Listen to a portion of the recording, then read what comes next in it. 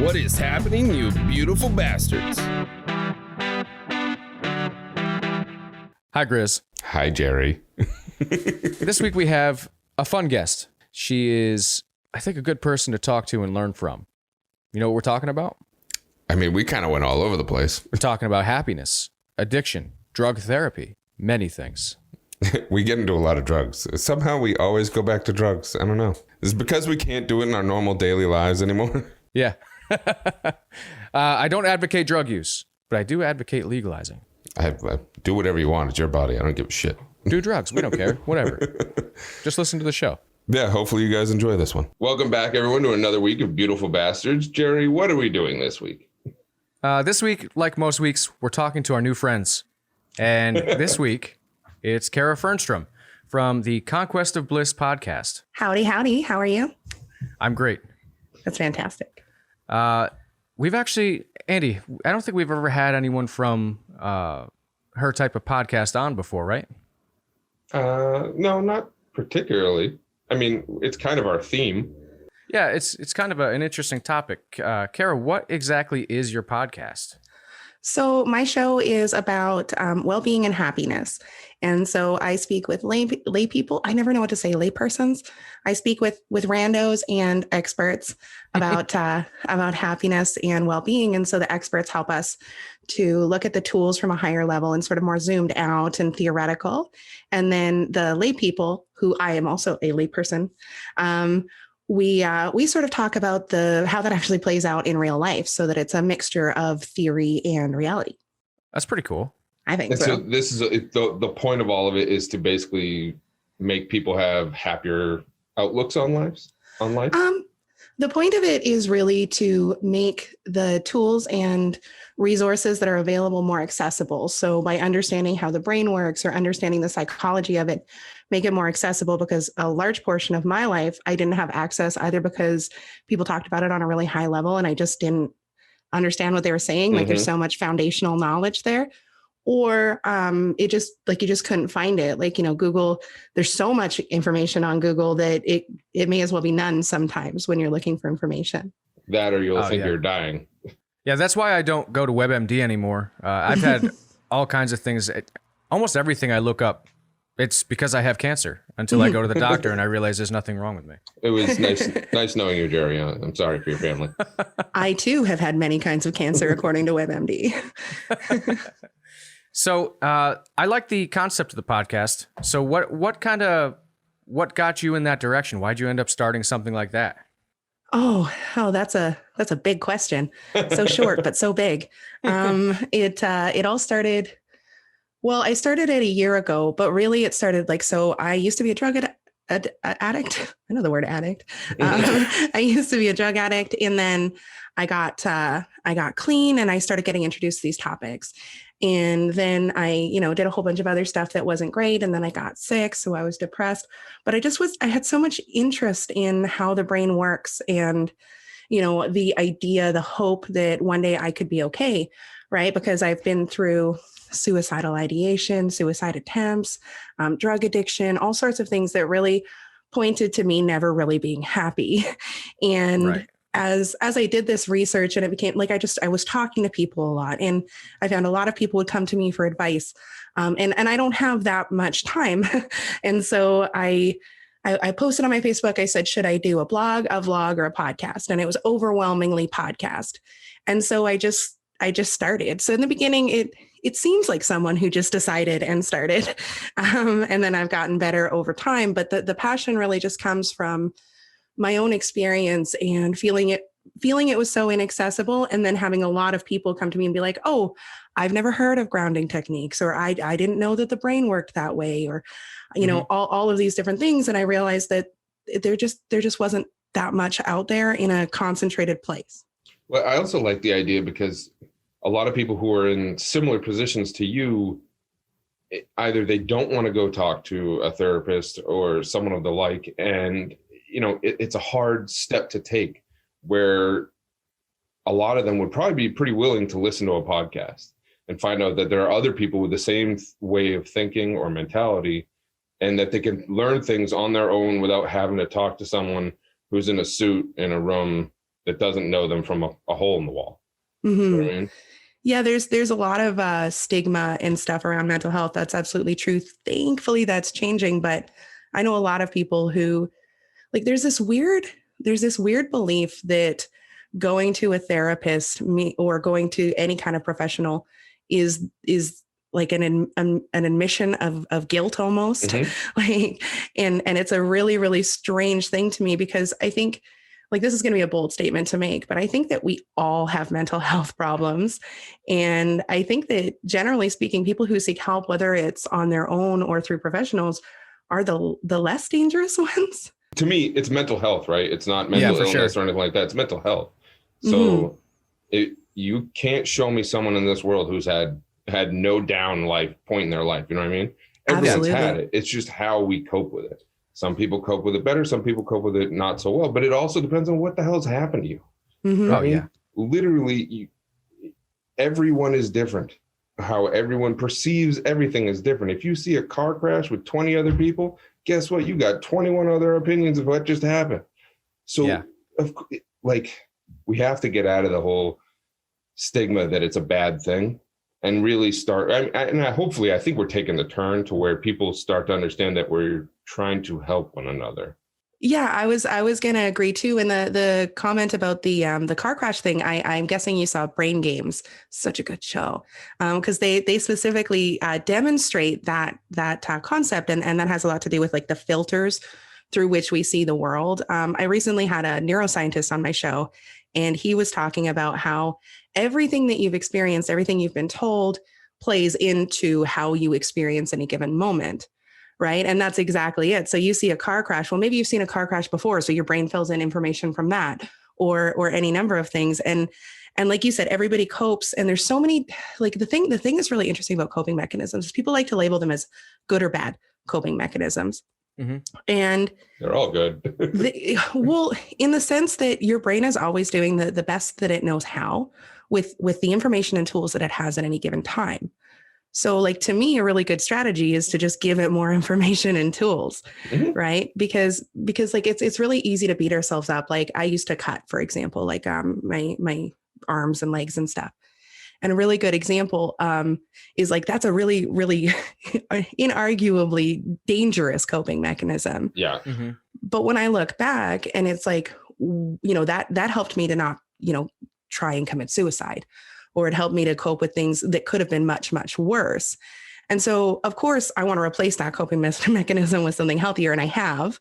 But when I look back, I don't have to feel shame about it that I was Mhm. once in that place and using those coping mechanisms. That's interesting because Grizz and I both we actually talk about this pretty often. Is that people in generally in our age group, and I would think probably younger now too. It's not necessarily as obvious with older people, but there's a lot more prevalence of mental health. I don't know if issues, but issues is the right word, but there's some stuff going on with mental health in a lot of younger people. Are And you I don't trying know. to say what we keep talking about in the fact that it seems like it's becoming more and more of a thing, or just Yeah, that we've but it's becoming lost- so common now that I don't even know if issue is the right word because everybody's just kind of recognizing, yeah, I have this mental health thing that I have to work on. Instead of, baby boomers, they just say, there's nothing wrong. Keep going to work. You're good. Well, yeah, that's the Mhm. thing. They just ignored it. Well, Yeah. yeah. And like, I mean, I don't want to be harsh because there's a lot of baby boomers that I really like. But I feel like we can look at society as it is right now and how far we've come from it being about people and, connection and stuff and see that was pretty toxic. Oh, That yeah. dynamic was pretty toxic. Cause yeah, I agree. We see it everywhere now and even younger with Gen Z. Like you talk to you talk to someone in Gen Z and they'll be like, yeah, I've got PTSD and anxiety and it's no big deal. And like they just talk about it like they're talking about what they ate for lunch. And I think that's fantastic because how else do you address a problem if you refuse to acknowledge it, Yeah, it's Yeah. interesting to see where we're going with further generations and how much more accepting they will be of it. I mean, to me, it can only go up, right? Well, yeah, and I think that there's a lot of fear of like the danger of people using it as like an excuse. Like, oh, well, everything is because of their ADHD or because of their PTSD or because of their, insert diagnosis here. And I don't actually think that that's necessarily a huge danger because I think if everybody, starts recognizing those things, then it's like, okay, yeah, you've got PTSD, so do I. That's not really a reason. The PTSD one I find interesting because I think it's all how you perceive trauma, right? And no one can be told how they perceive trauma. So it could be literally anything. And so it's almost to a degree that anyone can have it. Well, anyone can have it, but you know what I mean? Like almost anyone does have it. But I'm wording that wrong, but you get the point. But the thing that always gets me is, at least in America, now you're in Canada, so it's a little bit different, is I want to see the treatment for PTSD move out of the whole military sector and into the private sector. Because for us, it's like 98% focused on military. And if you're a civilian, you're screwed, which hopefully we're changing that. Well, the really interesting thing about PTSD, and keep in mind, I'm not a therapist. I've just learned this kind of on the fly in the streets, but I had a therapist once tell me that the difference between trauma and a bad event is how your brain interacts with it. Basically, does it cause your brain to like melt down and go into fight or flight and get stuck there and stuff like that? And there's two different kinds of PTSD. There's PTSD, like what you're talking about with the military and stuff. And then there's complex PTSD, which is, I was diagnosed with that. And it's basically a lot of little traumas, and it affects the brain very similarly to a few or one large trauma, but it can have slightly different things. But the cool thing, you were talking about treatment, is here in Canada, at least, and I imagine the US will follow soon, is the government has been approving more and more programs for like psychedelic assisted research specifically for trauma therapy. So like MDMA research, even here on the island, MDMA, LSD, all those drugs that were so bad are now being, utilized in a way to help people who are dealing with these things. Because the effects of PTSD are really strange. Like an exaggerated startle response, like that happens in complex PTSD too, where someone like says, hey, and you don't know you're behind them and you scream. That happens to me. And then people laugh. And then I don't usually tell them unless they do it over and over again. And then I let them feel bad. Hopefully, I mean, when we're all a little bit older, hopefully people don't do that so much. But, when we're younger, it's... The psychedelic thing keeps coming up too in our podcast. Really, it's kind of surprising because it just works its way into the conversation in all kinds of topics. But it's like every show. We're big proponents of it. We've talked to a lot of other people who, generally speaking, they want to decriminalize all drugs. That's another topic, but I'm not really against that. But what I'm really looking forward to is when that eventually does happen, because I think it's coming. Then that opens up all of these things that are currently against the law, especially in America, for us to research and actually implement in a really effective way, like psychedelics. Grizz, what was it you were looking at? Said something about LSD. What was it? Acid, LSD? Yeah. Listeners of our show will recognize this, but they were microdosing LSD on PTSD diagnosed patients, and after they had done the microdose, they couldn't clinically diagnose them with PTSD anymore. And like, to me, that's amazing. Because like PTSD is such a weird, like, how like it blows my mind that something like LSD could cure you. Because I would never think PTSD had a cure from what I know of it. I would almost just think, like you said, it's like a coping thing, right? You have to learn how to cope with what is going on in your brain. But to actually literally have something to where it's gone completely, that just blows my mind. That is very, very cool. I hadn't heard that they were like unable to diagnose it anymore. And I know that PTSD changes the brain. What's really cool. So again, I'm not an expert, but what I know about PTSD and what I know about LSD, that totally makes sense to me, because PTSD, like I said, what happens is it seems to have a big effect on the fight or flight response, which is also fight, flight, freeze, or fawn. They've added different responses to that. As well as other things in the brain. But LSD, I don't know if you guys have ever used it, and you don't have to admit publicly that you have or haven't. But LSD really transforms the way that you see things, right? It's really kind of cool that way, where you do it and all of a sudden it's like you're in the same room, but like there's time dilation, like everything experiential changes when you do LSD. And so it makes sense to me that a condition, let's say, or a change that happens in the brain based on experience could be mended by something that changes the way that you experience things. Yeah, I can't remember Jared, do you remember the doctor's name who originally found LSD and like did all the trials with it? I don't remember his I name. should, because we've done an entire episode on it, but it's kind of escaping me right now. I'll look it up. Correct me if I'm wrong, but I believe the way he said it was, it's almost like it rewires the brain. Yeah. Which is ridiculous. I mean, cool, but okay. It's Albert Hoffman. That's the guy. Oh, yeah. Yeah. Yeah, that was, he went on his the bicycle day. Yep, that's what it was. Bicycle day. Where you ever he hear took, about like, that one, Kara? some ridiculous amounts of acid and went on a bicycle trip for a day, but it was really like 3 hours. Oh, yeah. So what he did, because, when you take LSD recreationally, you're not taking a huge amount. And basically what he did was he took it kind of on accident, and then he realized what happened. So he did it again on purpose. And he was taking something crazy, like 5 or 10 times the recreational dose. It was more than that. It was ridiculous. Yeah. And it was a crazy high dose. And he ended up taking a trip home while he was high on LSD, and he rode his bicycle. But it totally changed that entire trip for him. This was normally a 15-minute bike ride, and it took him, from his perspective, hours to get home. I was going to say, I almost want to say it was like a week, wasn't it? It was a crazy long time. It was some ridiculous amount of time. And he actually came across his neighbor too, who was just a regular old lady, and he was convinced that she was a witch. He had taken far too much LSD. Yeah, he did. I love that he's like, oh, I accidentally took it, so next time I like quadrupled the amount, and we'll see what happens. As one does. Yeah.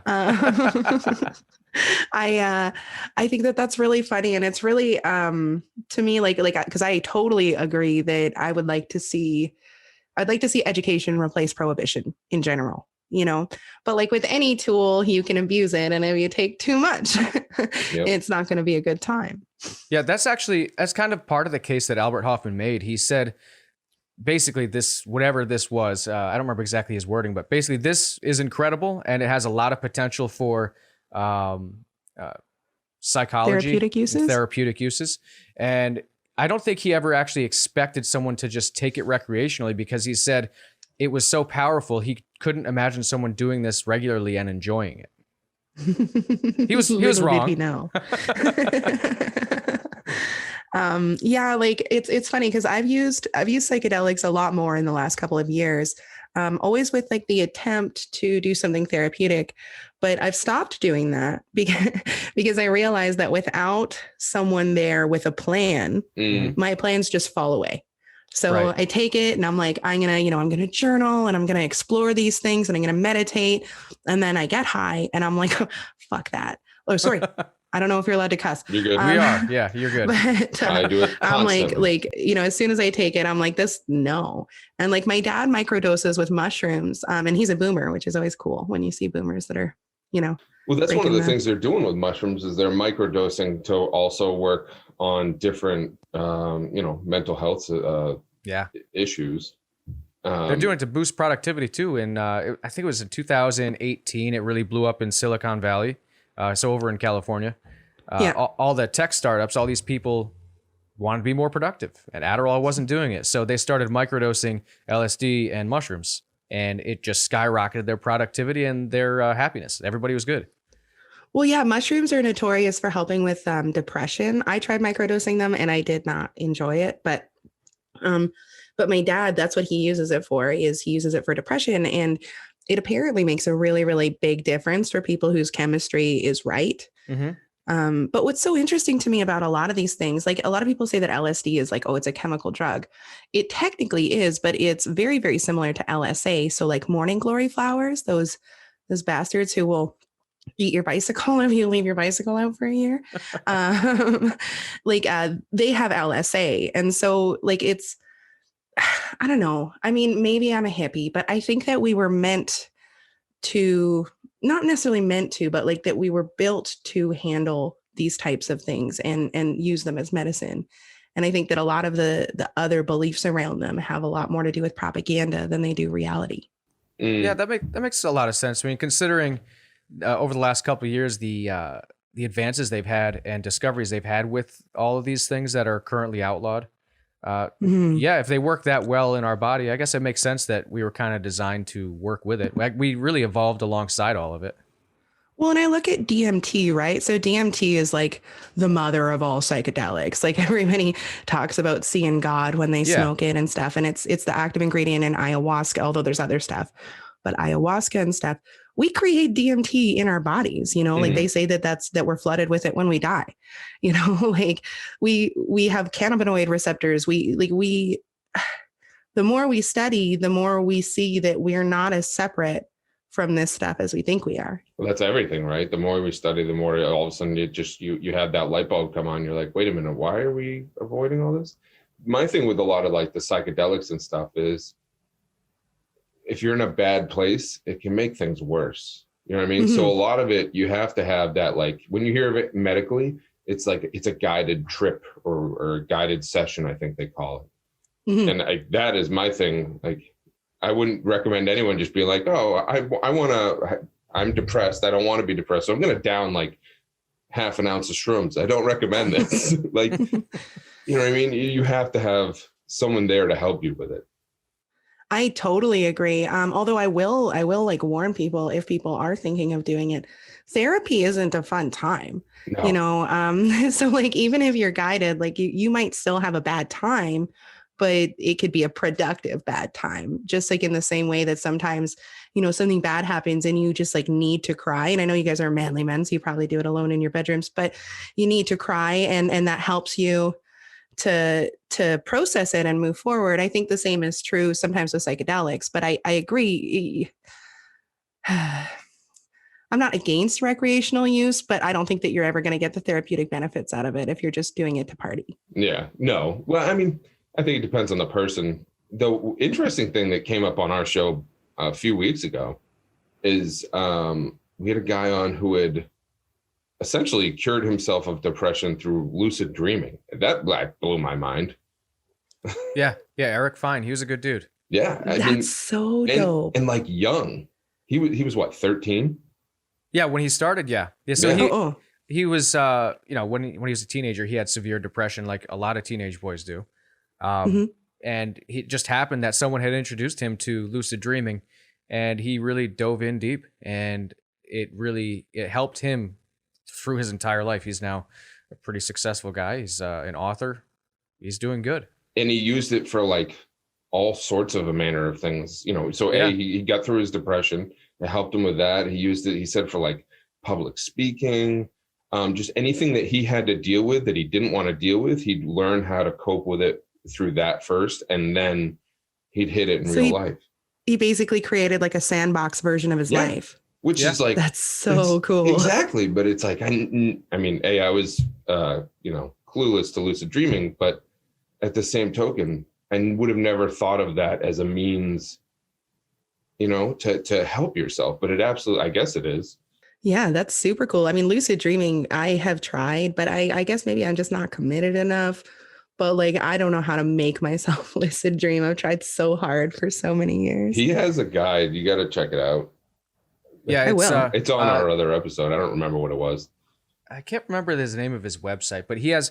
We can send you the link after the show. Fine. It's really. I would love that. Yeah. Yeah. I didn't mean to derail it and start talking about psychedelics. By the way. No, we don't care. Are you kidding? Hi. we derail and talk about psychedelics all the time, even when it's not related. Jerry's never even done them. I have not. I actually, you know what? It's not because I wasn't willing. I have a reservation about doing stuff like that because if I just buy it from somebody, my concern is I have no idea if that's really what I bought. So I've seen a lot of, actually, I can't even tell you how many people I went to high school with that are now dead from an overdose. It's a crazy high number. And I didn't want to do that because I don't regularly use drugs. So I don't want to use it one time and be dead because I have no tolerance to something I shouldn't have taken. Absolutely. That totally makes sense. And I would definitely, in that case, avoid MDMA because MDMA is a white powder. So you have no idea if they're cutting it. Yeah. LSD comes, there's a liquid form and it usually comes on little tabs. And mushrooms, yeah, I mean, I think you really want to know someone who can verify that it's safe. Well, I think that's at least for around us with everything, with weed becoming legal, you see a lot of people come out of the woodwork who either A, never did it before or stopped doing it since the 70s because they didn't know what the hell was in it. And now it's being regulated, so they're okay with doing it again. At least they're comfortable with doing it again. Yeah, here in Canada, like it's so weird how many people smoke weed. Like, yeah. I mean, don't get me wrong, like especially in BC, there's been a lot of weed for a long time, but like now it's shockingly normal. Yeah. like you just like you can, hang out with people doing business and they'll like pull out their vape pen and you're like, oh, cool. I'll pull out mine. That's the same kind of thing that's starting to happen here. I don't think we're quite to that extent, but it's almost everybody in my circle has some kind of contact with it. I don't smoke it myself, but pretty much everybody I know. It's just become 100% normal now. Jersey State isn't legal yet. My state is legal, but not selling it. But the one next to me is, and you'll drive by and they're literal lines, like very long lines. You'll see all walks of life. You know what I mean? Doesn't matter what the hell it is. Yeah, because they break it up here. A lot of it's on the state level, where I don't know how it works in Canada. It's nationally legal everywhere. So for us, it hasn't been federally changed yet. So it's still federally illegal. But a little bit at a time, all the states are legalizing without federal approval because they can kind of do a mixture of that. It's a weird setup for us. Yeah, the United States is a weird country. Yeah. Yeah. What I don't understand, actually, and since we're on the topic, I'll ask you guys, and maybe you can educate me. How the hell do they do that? Like, you guys don't have borders at your state lines. How do they even do that? We don't have real borders, but they have imaginary borders. They're called jurisdictions. So Andy lives in Rhode Island. I live in Connecticut. It's all legal in Massachusetts. So we can go over to Massachusetts if we want to buy it there. But then if we bring it back, we're subject to the regulations here, which are a lot more relaxed than they were 15 years ago. But it's still pretty confusing. Yeah. You hear a lot of rumors about it. Isn't it possible? And maybe I'm just naive. I spent some time in the States, but not enough to understand this. Isn't it possible to cross a state line without realizing it? Yeah, absolutely. Because you can do it on a back road. So like that's nuts to me.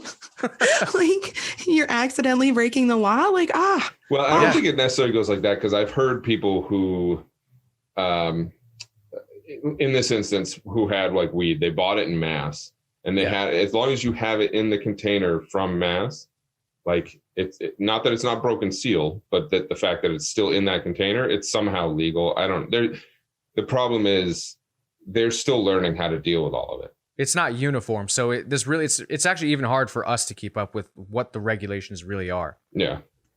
Yeah, that sounds stressful. It's not. And I think a lot of people just don't give a rat's ass. Yeah, that's especially the general if you're smoking consensus. weed and you're crossing over a border. I don't think anyone gives a shit.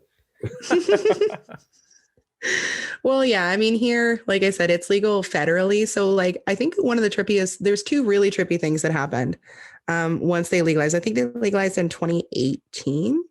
And the one trippy thing was going online to a government website and they were selling bongs and weed. Yeah. And I found that super, super weird. And then the other thing was somebody, it was before COVID. So somebody had flown across the country and they were flying back to Ontario and they're like, yeah, I need a bag of weed to take with me. And like realizing that you could fly weed across the country without like having to hide it was so trippy to me. Yeah. I mean, it's starting to happen here. You're starting to see it when you're like, oh yeah. Like for around us, you're getting used to just smelling it happen. It's actually replaced cigarette smoke for me. Like where you used to smell cigarette smoke walking down the street or at a park or something like that. Now you're just smelling weed. Yeah, actually, that's a good point. I never even thought of that. But now that you mention it, I haven't smelled cigarettes in ages in public, but I smell weed all the time. Well, that or vape. You'll smell strawberry shortcake everywhere. Well, and the social acceptability too is another big point, is that it used to be that you know, like people wouldn't judge you for smoking, but if you smoked weed, you were like, you know, a hippie or like a devil child. But now like it's reversed. It's like, you know, smoking weed, like people are like, oh, well, it's probably medicinal or whatever, you know, and like they don't make all the same assumptions. But if you smoke cigarettes, oh man, yeah, stay in the judgment comes out really, really strong. Now, you're a recovering addict, and to me, I find that fascinating, and can like give you all the props in the world, because so many times we don't hear about that. We don't hear about people coming around the other end, and it is. The only thing I'm addicted to is coffee, and I don't know how hard it is, but I can only imagine. You know, you hear stories that it's insanely difficult, and like there's so many things that change. Like I know with booze, like if you try to quit boozing, but then you go back to booze, the next time it's even harder. The DTs get worse. Like, so what was that like for you?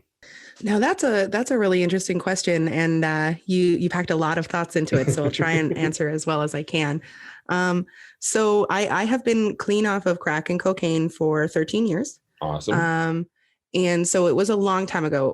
I was 18 at the time that I got clean. And I mean, I'm not gonna lie, like it was hell. I was in a rehab, so I did have so I ended up going to a rehab in Montreal so that I couldn't run away, because I tried to do detox and rehab on this side of the country. Mm-hmm. And then I just phoned my mom and manipulate her into bringing me home, which was not actually helping me in any way. So I got into this rehab on the other side of the country.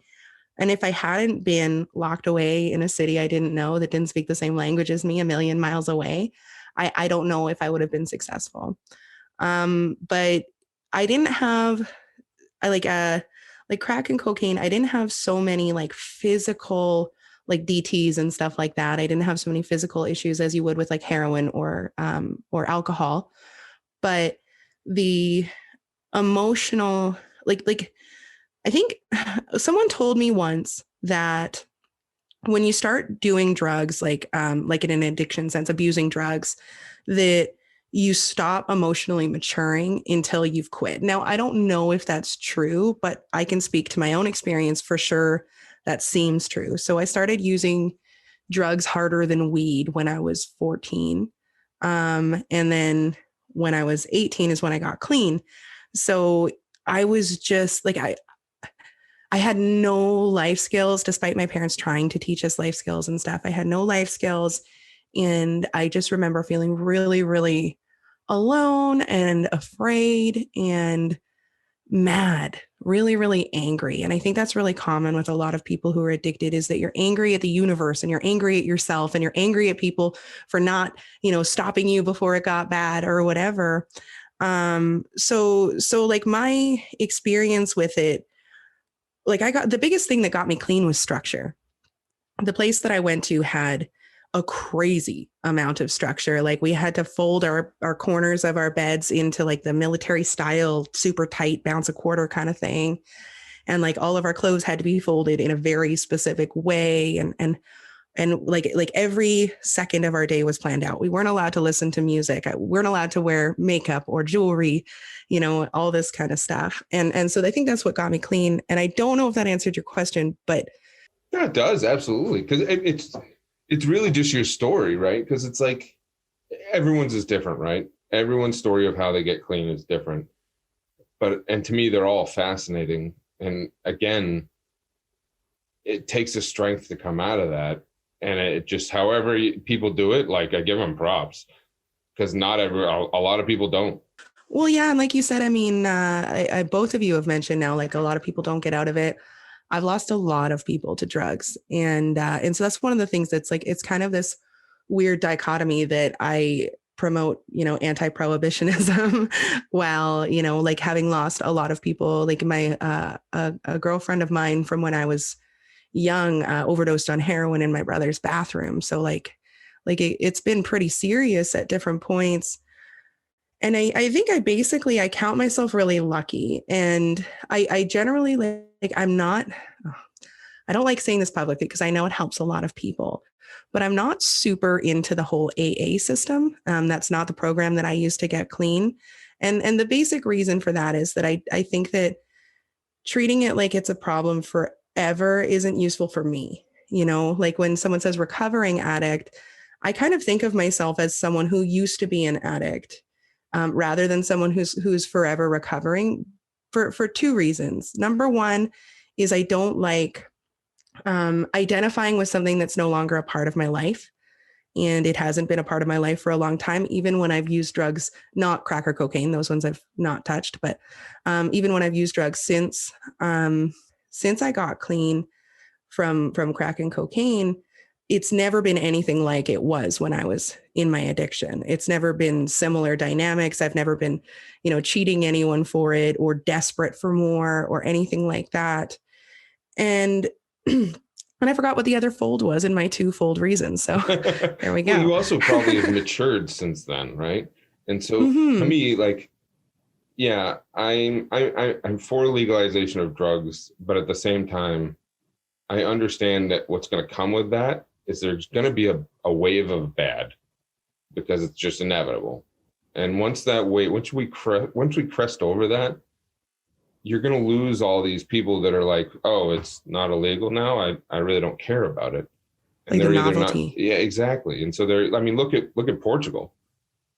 You know what I mean? When did they legalize everything? I think it was 15. Do you know, Jerry? What, 15 years ago? No, Or 2015? I actually didn't realize they even did that. Yes, they legalized everything. Yeah, We'll be able to 2017. Oh, sorry. Well, it's okay.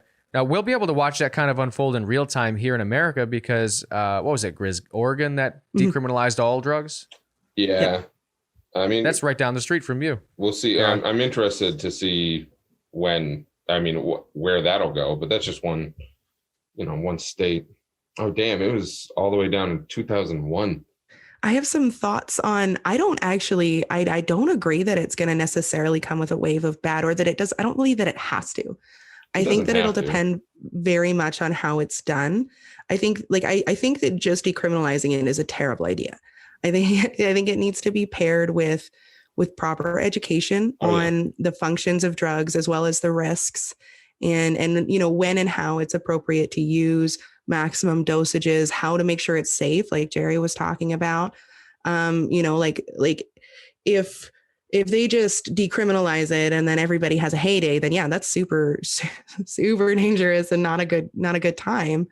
But I think that if they put in age restrictions and put education at the forefront of it, sort of like you would if you go to a pharmacy, right? The pharmacist will educate you on the drugs usage and the risks, as well as give you a pamphlet that you can read.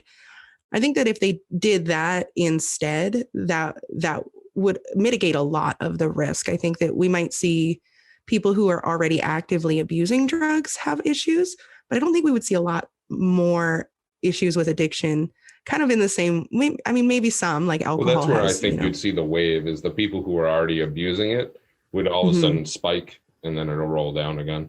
I think you'd probably also see a lot less overdoses and deaths from that as well, because the biggest issue right now with them all being illegal is there's no control over their production. If it's not illegal and someone can essentially make it a business, they're going to be held to standards that the government has to monitor. And then you're not going to have so many issues with things like fentanyl being in everything just because it's cheap and you can cut it. Yeah, that's kind of my thought on it too, is like, carfentanil and fentanyl are in everything: cocaine, meth, heroin, anything that's a white powder, which is why I was like, yeah, good call. Don't do any white powders. But if the government steps in and so Canada's government is very, very different than America's government, and I'm fully aware of that.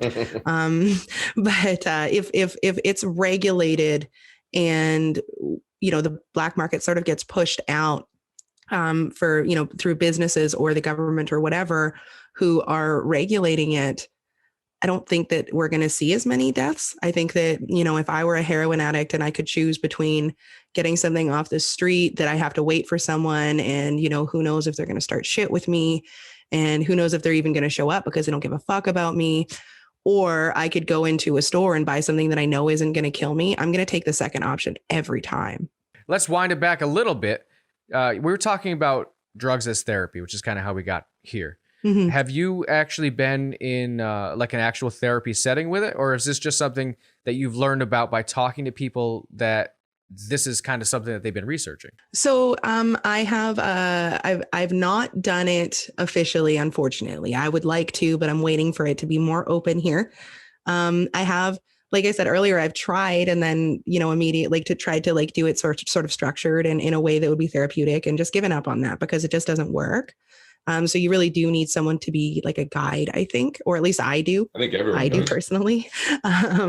But I have had, I had a girl on my podcast named Angie Diaz, and she was she is a psychology student from Mexico, specializing in therapeutic uses of drugs. And so we've had a lot of discussions about that. And I've done a lot of reading online. Like it's something that I'm very passionate about because it hits two major things that mean a lot to me. Like stopping drug abuse and autonomy is another part of that, as well as finding solutions to mental health challenges that people have. So not personally done it yet, but I will when it's available. Now, what are some of the best tools that you found along your journey of podcasting that you didn't know about before, or just that you found that did something better along the way? So like not drugs though, right? Yeah, we can get off. Yeah, Could be drugs if that's what it was, but other things too. Mass quantities of mushrooms. That's it.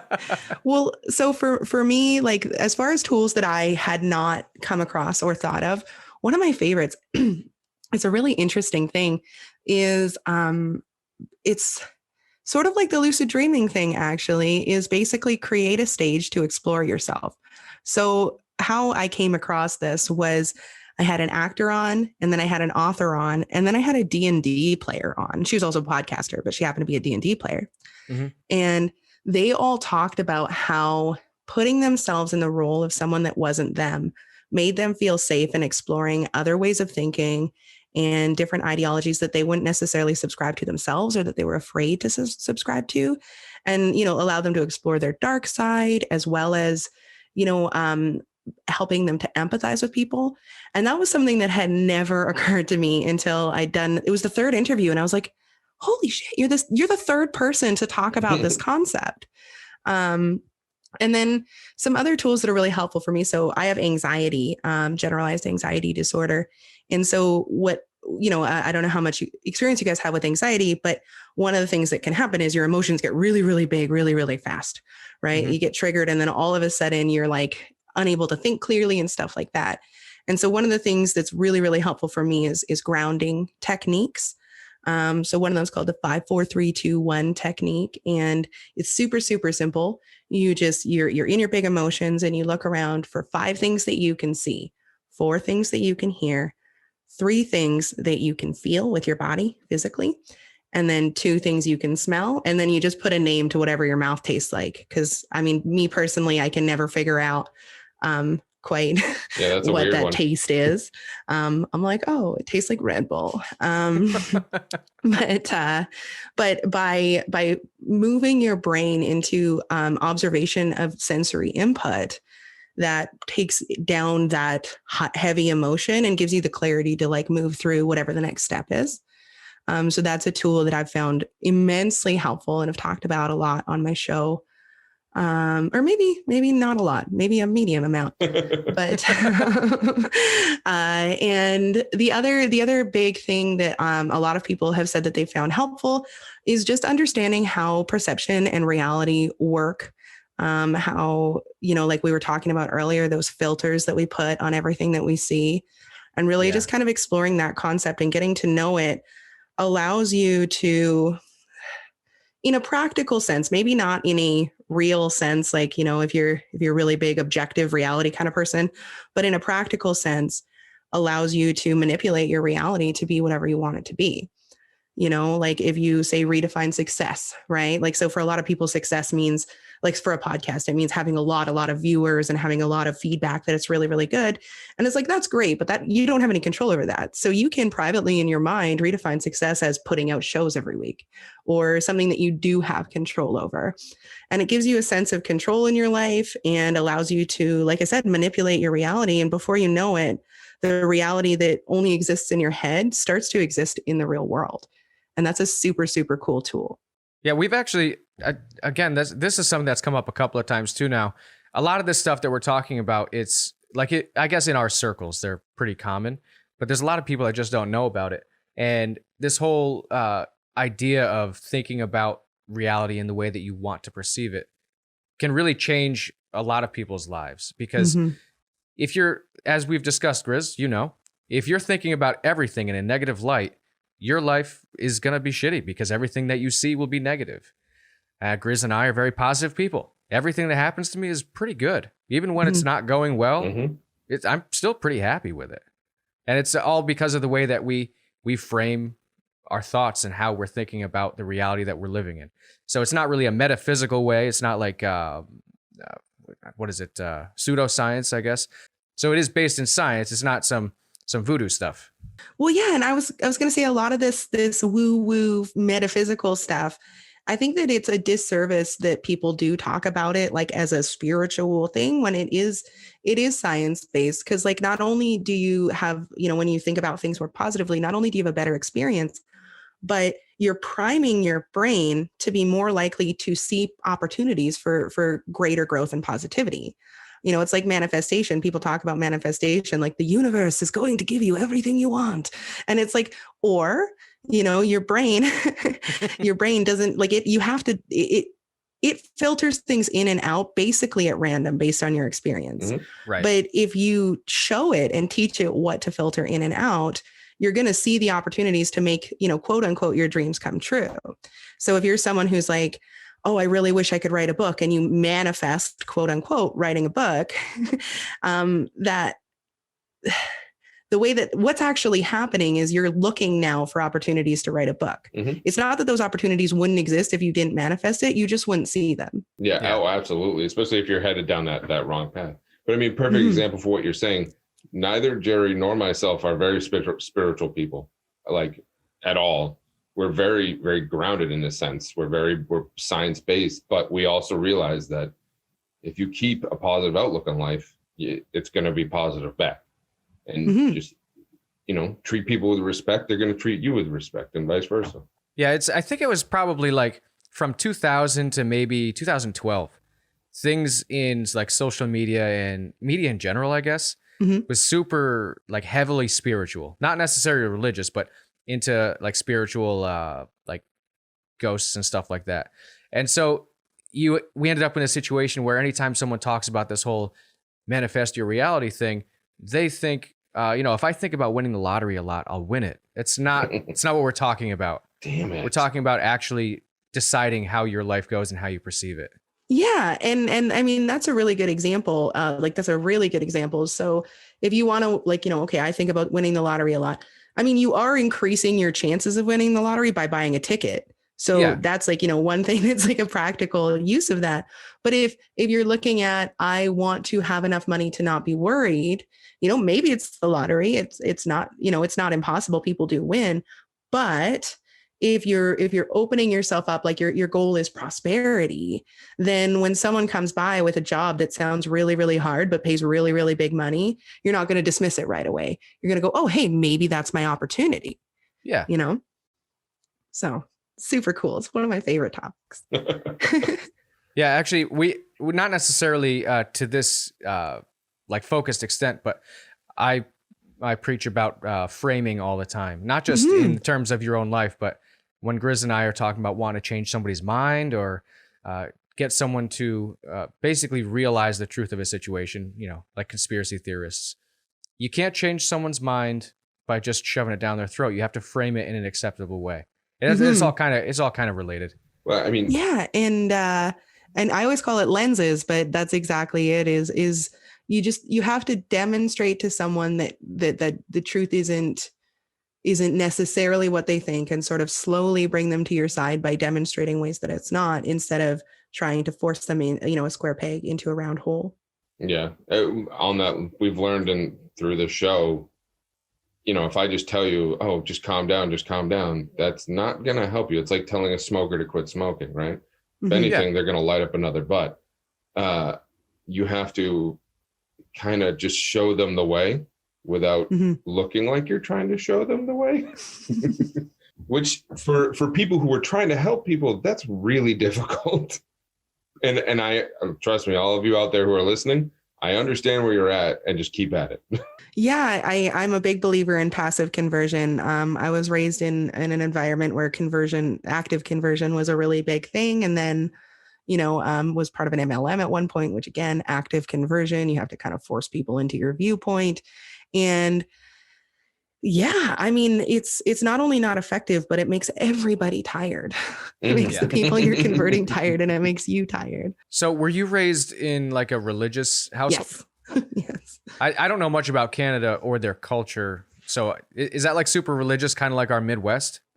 So yeah, like it depends on where you go, but there are a lot of like evangelical Christians and similar.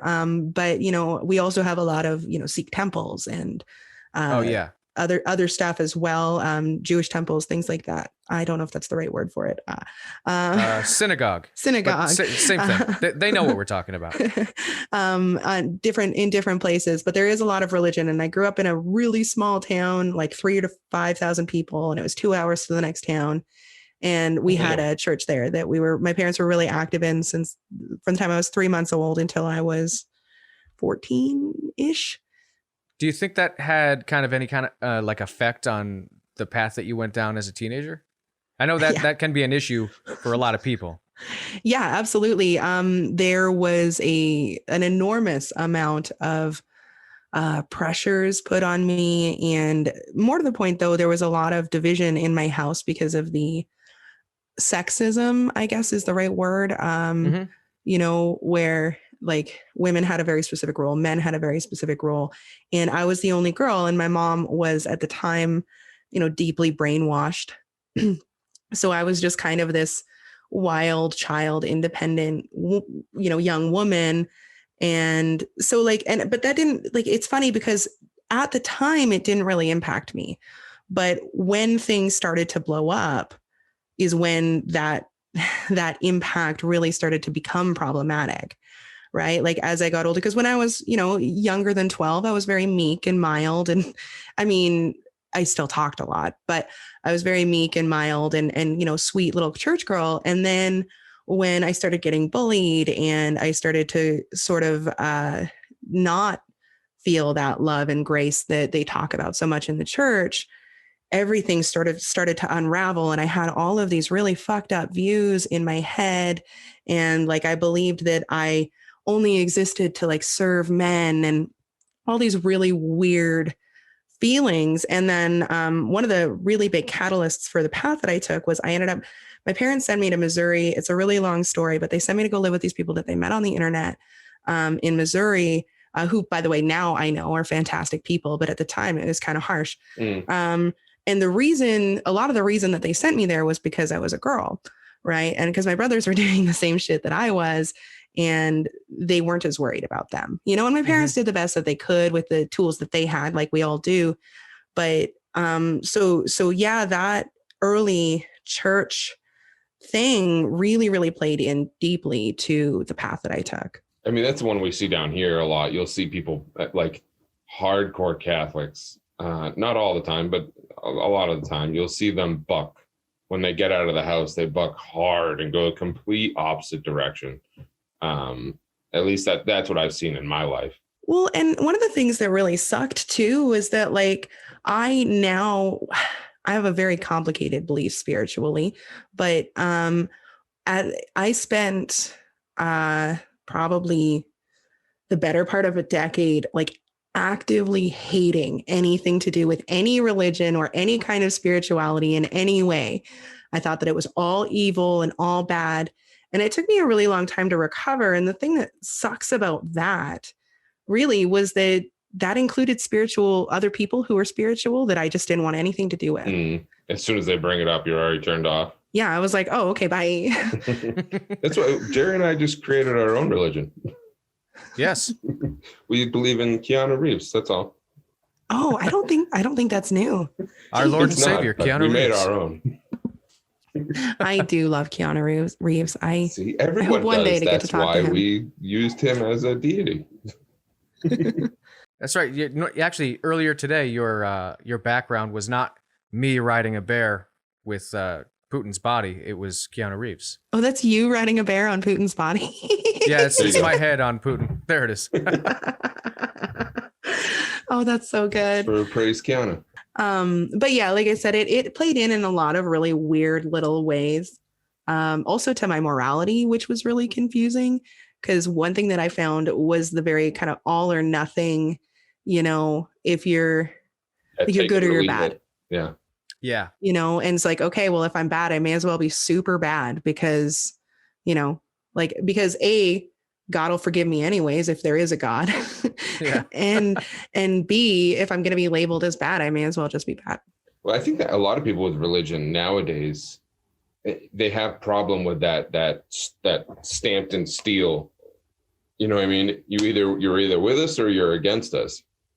And they'll take that one, whatever it is, whether it's abortion or homosexuals or anything like that, and they'll see that one thing that they don't agree with, and they're out.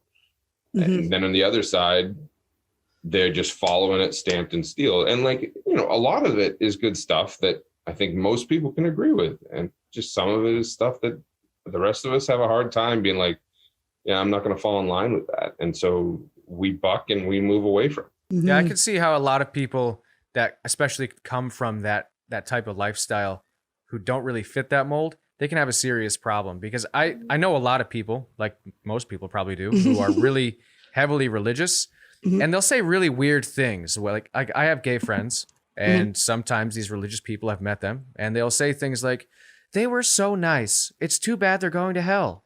Yeah. And I'm just like, well, it's kind of harsh. I mean, maybe not. It's a weird thing to say.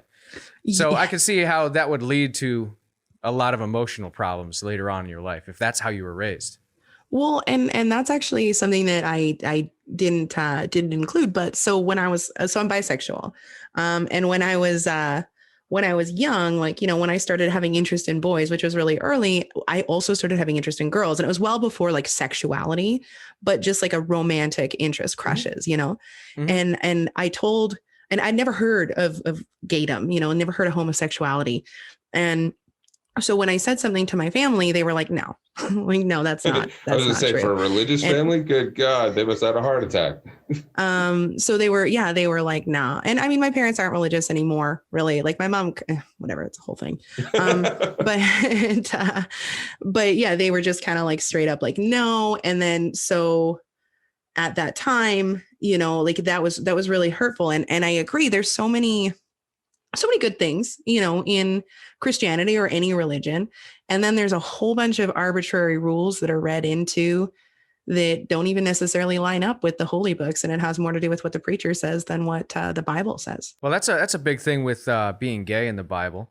It's obviously modern Christianity. They say if you're gay, you're going to go to hell. That's how they translate that book. But if you look at the word that they're talking about, and you go back to when it was originally written, it's not talking about gay people. It's talking about pedophiles. And they just, I don't know if it was a mistranslation or if it was intentional, but now it's stuck in their minds. They can't change it. And there's also Sodom and Gomorrah was likely talking about bestiality because they wanted to fuck angels. Yep. There's a lot of spots in the Bible where they're like, well, maybe that's what that meant. If you but you're taking away all of the context of the culture at the time, and you're translating it 3 different times from an ancient language. And, I mean, the thing is, I think that the Bible has some value, but I don't think the value is in a preacher telling you what everything means. I think that, like a lot of holy books, it's written in such a way that you can get from it what you want. And the Bible, the Bible consistently says things like, judge not lest ye be judged. Why do you see the stick in your, or the speck in your brother's eye when you don't see the beam in your own? And on it goes on, just shut the fuck up and let people deal with their own shit, and so it's just wild to me. Anyways, I get all ranty. And to me, for religion's a great thing for some people, because some people need that guidance, right? They need that, that guidance and structure. Yeah, exactly. Yeah. They need that structure, and it's great. But like anything, and I literally anything, if you become an extremist in it or a radical in it, we've gone too far, and now the negative shows, right? And I don't care what it is that if you're a radical in, it's going to be bad. It's going to be negative, and it's going to rub against the grain. You know what I mean? If you're using it for that moral guideline to get you through life, to give you a happy life that works with the people around you, then great, use it. At the same time, abusing it to control the people around you, not so much. Yeah, I'm going to say one more thing about it and then I'm going to stop, I promise. But one of the really interesting things to me is that I'm sure you guys have heard of the 10 Commandments. And one of those commandments is don't use the Lord's name in vain, right? And a lot of modern Christians will say that saying things like, oh my God, or Jesus Christ is using the Lord's name in vain. But when I look at that and I think critically on what I think that actually means, it would be to not use the idea of God to gain things for yourself, whether that is approval or righteousness or whatever, and specifically not to weaponize the name of God, right? Because in vain generally means for oneself, right? Vanity is to stare at yourself. And so I find it really interesting how convoluted a lot of these concepts have gotten, because when I look at, oh my God, I can't even, like from a literary sense, I can't even figure out how they figured that's what it means. That's why we have Oh My Keanu. See, it works for everything. A couple minutes ago, you mentioned something that I thought was really interesting, because we didn't intentionally really bring it up, was that you were bisexual. There's a bunch of subreddits about the different sexualities, and I'll end up reading all these conversations about like what their experiences are. And the bisexual people, they're finding they're not really accepted on either side. Straight people see them as gay, and gay people see them as straight and won't accept them as part of the gay community. But I think that might be changing. But is that something that you've seen too? Yeah, so definitely. I would say though that more often when you're a woman, straight people don't see you as gay, they see you as slutty. You know, like a lot of people are like, oh, you just want to fuck everybody. And it's like, well, that's not true. Like, you're straight. Does that mean you want to fuck every woman? Like, no. So, and then but definitely from the other side, when I have tried, and I haven't tried that often, because I'm going to be honest, because of my history and because of the way that my family was, I haven't, like, I've just kind of not pursued as much relationships with women, not out of lack of desire, but out of fear of having to deal with a bunch of bullshit. Yeah. But I have a couple times, and every time I have tried, it's always like that. Like, well, I don't really like to date bisexual girls because they always end up with men. And it's like harsh. Yeah. Like, there's this weird, it almost feels like there's a narrative that being bisexual means that you aren't loyal, like almost like you're not loyal to liking one gender. So how could you be loyal to being with that gender, any gender, That's interesting.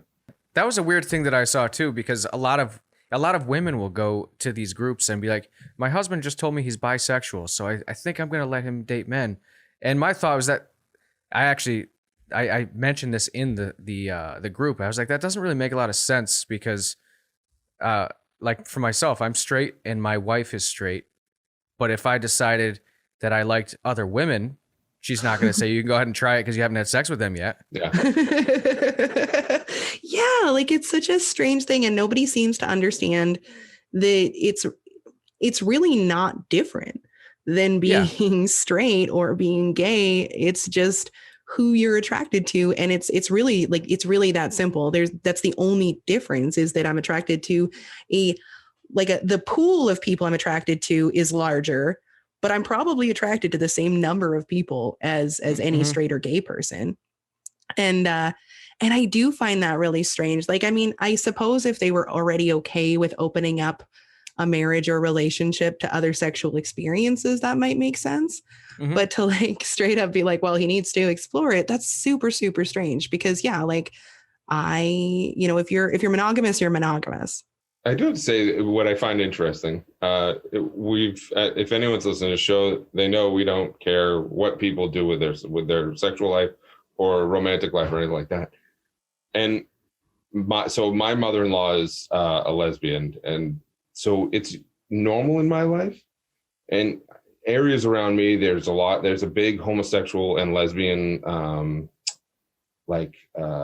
don't know. Call it a scene, maybe? Yeah, I guess. So yeah, there's a whole town devoted to it near you. Oh yeah, absolutely. Coming in a town near you. Now I got to remember where the hell I was going with this conversation. Oh, so my brain, it works sometimes. The one thing that's kind of blown me away is like through all the interview, almost, Jerry, how many interviews have we done now where like halfway through we learn that the interviewee is, lesbian or gay or whatever. We're like, oh, all right, cool. And it's, I would say it's the majority now of our interviews. And we're like, 20 something. Yeah, they're either bisexual or something other than what's the term? Cisgender, Cishet? straight? Yes, that's what it is. We're new to this, so I'm not sure always what to say. Yeah, we suck at speaking English. They are straight 100% and identify as the gender they were born as. And now I forgot where I was going with this because I got distracted by my lack of knowledge on the word. You were agreeing with me that most of the people we've actually interviewed are non-cisgender. I don't know. Non-cis het. Yeah. Cisgendered heterosexual people. There you go. See, we can't speak English. Fuck this. Well, and I mean the whole like the other thing that I always find really interesting about the bisexual thing, because you'd be amazed how many people are bisexual. And one thing that's been really exciting to me is, like you mentioned on the Reddit subs and just kind of everywhere, is men are finally starting to come out as bisexual. Because for the longest time, there's been challenges being a bisexual woman, but from observation, I would say that it does not seem nearly as challenging as being a bisexual man. Yeah. Right. Because for some reason, people are like, men need to pick a side. You're either gay or you're straight. And actually, interestingly enough, on Reddit, just before we started, I was reading about a person saying, should I tell my girlfriend I'm bisexual? Because the last 2 girlfriends that I've had broke up with me as soon as they found out I was bisexual. And like, that's so bizarre. I don't understand why. Yeah, the person didn't change. Well, yeah. And it's like, if we weren't living in, and sorry if this is a little graphic, you can cut it out if you need to. But like straight couples have anal sex all the fucking time. So if your boyfriend is straight, that's not a guarantee he hasn't banged someone in the ass. Like, why does that matter to you? Like it's so strange to me that there's this much bigger stigma around bisexual men than bisexual women. I think. And go on. Oh, I was basically just going to close up the sentence with some nonsense. So you can go. I think a lot of it is to blame on porn, right? Lesbians or bisexual women has been normalized through porn for decades, but men on men has not, unless you were literally looking for gay porn. It wasn't seen. And for our generation, viewing porn has been a normal, right? Whether you're a man, woman, whatever. And so that I blame it on porn. That's a good point. And a lot of guys, for us to see it, it's still, you don't have to, like, for me, I don't care what you do, right? I don't give a shit. If you want to love another man and you're a man, go ahead. To me, be happy. Do what you do. I'm not even going to judge you for it. Or that's worded weird, but you know what I mean.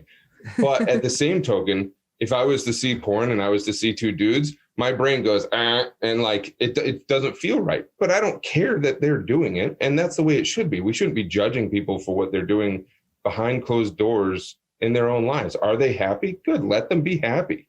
You know what I mean? Like, who gives a shit? That's my biggest thing. Why do I give a fuck what you're doing in your house?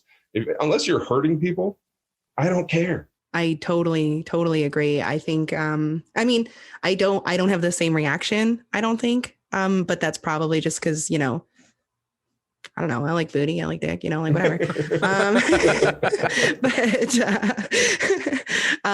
But I think that the big thing is, like, it's weird to me that this has been such a big conversation for so long. Cause it's like, I don't understand why we can't just calm down and just like be nice to each other. And like, it's strange to me because a straight guy can be like a total monster and like rip off thousands of people. And he doesn't get nearly the shit that a gay guy does for being gay.